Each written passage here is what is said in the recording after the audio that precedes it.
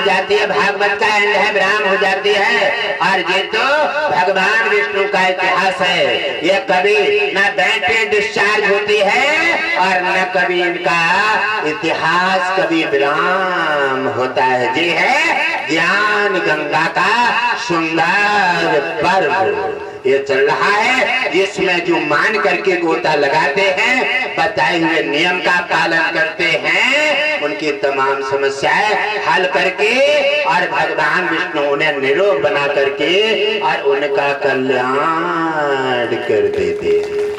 बोलिए भक्तवत्सल भगवान की जय हो। तो कल्याण किन किन को चाहिए?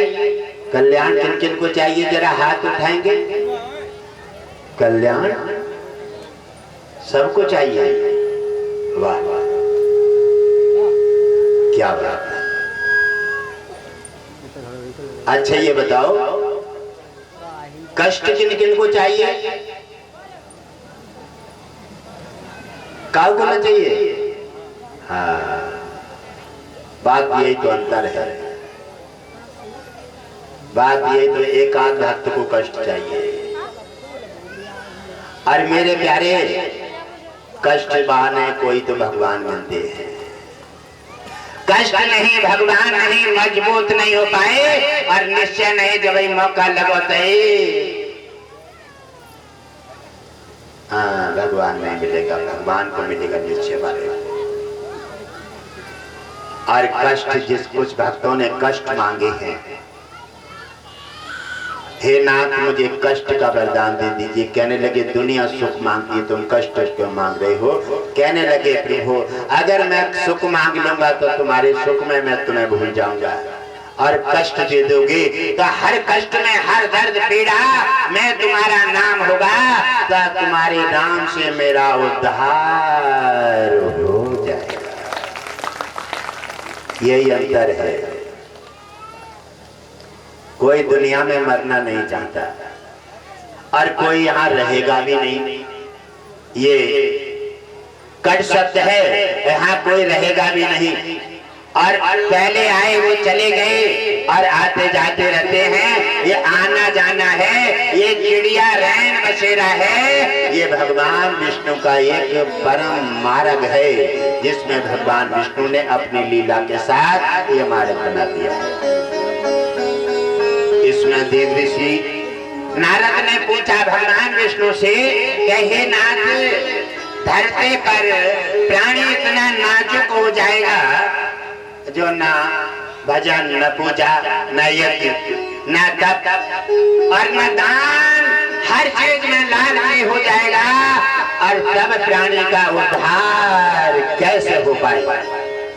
हे नाथ इन प्राणियों का मुझे बड़ा कष्ट हो रहा है। और जब ये घर घर में ये हवन कथा भगवान की चर्चा और दान पुण्य सेवा जब विराम हो जाएगी तब पुण्य खत्म होगा और कष्टों के गरीबी के घर घर में कलह का पैरा लग जाएगा।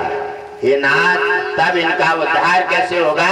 उन्होंने कहा क्या उस समय उद्धार केवल मेरे नाम से होगा? सत्यनारायण कथा व्रत, सत्यनारायण कथा व्रत अगर किया जाएगा और एकादशी व्रत जिस घर में और जिस परिवार में जिसका नियम का पालन किया जाएगा, उसके यहाँ लक्ष्मी और गुरुदेव और भगवान विष्णु तीनों का निवास बना रहेगा। बात यह है देव ऋषि नारद वह सोचे, आज भी ऐसा होता है। हमारे कुछ भक्तों के मन में ये बातें चलती रहती हैं। कहते हैं कि जितना भजन करो दान सेवा करो और उतनी परेशानी आती है, इतनी दान पुण्य सेवा करो धर्म से चलो और उतनी परेशानी आती है। अरे उनसे कहा था कि आप ऐसा करो कि धर्म और दान पुण्य छोड़ के देख ले, परेशानी नहीं आएगी। और छोड़ के देखो, इसके बारे में सोच के देखो। और अगर ये आप ऐसा नहीं है, दान पुण्य करने के समय पर आपका जब मार्ग बनता है और भगवान के करीब आप बढ़ते हैं वैसे ही उसकी परीक्षा होती है। जैसे ही पौधा बड़ा होता आता है वैसे ही वजन ज्यादा बढ़ता जाता है, और वजन बढ़ेगा तो आंधी का कर्रा झटका रोकना पड़ेगा, फल भी आएंगे वजन उसका भी रोकना पड़ेगा। आंधी के सहारे झुक गया वो तो बच गया, और नहीं झुका वो मैं फल के टूट कर नीचे गिर गया।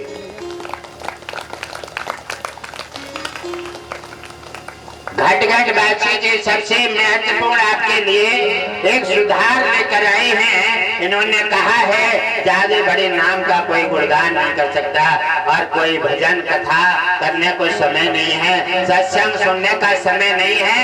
तो घट घट बादशाह जी ने, भगवान विष्णु ने इन्हें नाम सौंप दिया है।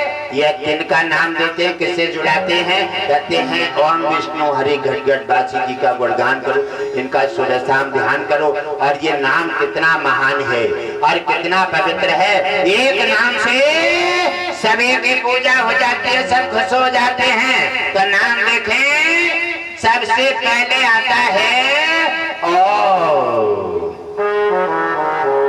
आप कोई मंत्र पढ़े, आप किसी मंत्र को या तांत्रिक सिद्धि के किसी के लिए आप अगर सिद्ध करना चाहते हैं, अगर उस मंत्र से पहले ओम लगा देंगे तो आपका दूना जाप करना पड़ेगा, और ओम हटाकर जाप करेंगे तो आपकी सिद्धि अधूरी रहेगी।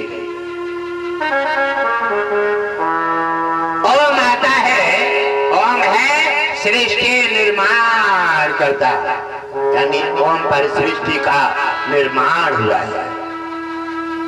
ये जितने भी संसार के वनस्पति हैं और संसार का सृजन हो रहा है, अपराध पाप पुण्य मंदिर और तरह तरह के तीर्थ पहाड़, और कोई पानी का पहाड़ है तो कोई सूखा पहाड़ है, तरह तरह के वनस्पतियां इसी पृथ्वी पर हैं। ये किस पर निर्माण है? ओम पर।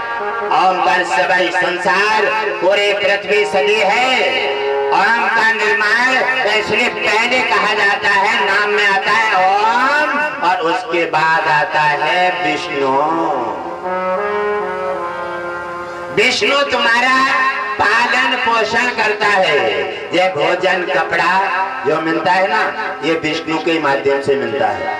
तीन देवता हैं, ब्रह्मा विष्णु और महेश।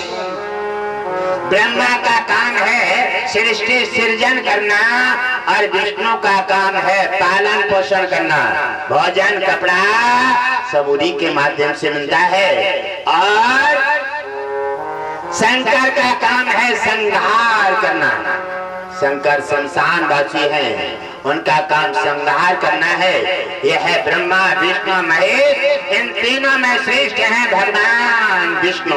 ये ब्रह्म है, सृष्टि का पालन करने वाले हैं और सृष्टि के रचयिता हैं, और इन्होंने, इनका नाम आता है तो ये पालन पोषण इन्होंने अपने हाथ में ले लिया है। भोजन कपड़ा, मकान बनाने के लिए पैसा, शादी करने के लिए पैसा, आपको वाहन चलाने के लिए पैसा कहाँ से मिलता है? लक्ष्मी से। लक्ष्मी किनकी है? भगवान विष्णु की।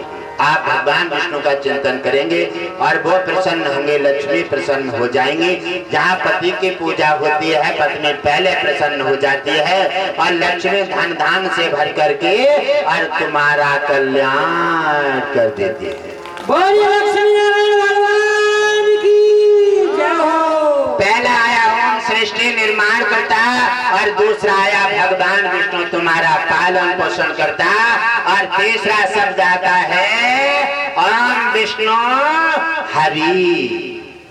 हरि क्या है? ये भी बड़ा अद्भुत सीन है। हरि है जिससे कोई कहता है बोलता है पुरुष, कोई कहता है रूप, और कोई कहता है प्राणी। कहते हैं ये प्राणी जिसकी निकल जाती है कह देते हैं जे तो मर गए। हरि जिससे निकल जाता है, पौधा से निकल जाए तो पौधा सूख जाएगा, समझो हरि निकल गया, ये मुर्दा हो गया। जैसे हरि निकल जाएगा वह संसार के रहने लायक नहीं रहेगा। उसका पौधा सूख गया, हरी निकल गया, इंसान से हरी निकल गया, मुर्दा हो गया। जिससे हरी निकल जाता है उसका टिकट कट जाता है और उसकी सवारी किनारे पे आकर उसका जाने का समय आ जाता है। तो पहला है नाम ओम, सृष्टि निर्माण करता। दूसरा नाम है विष्णु, पालन पोषण करता।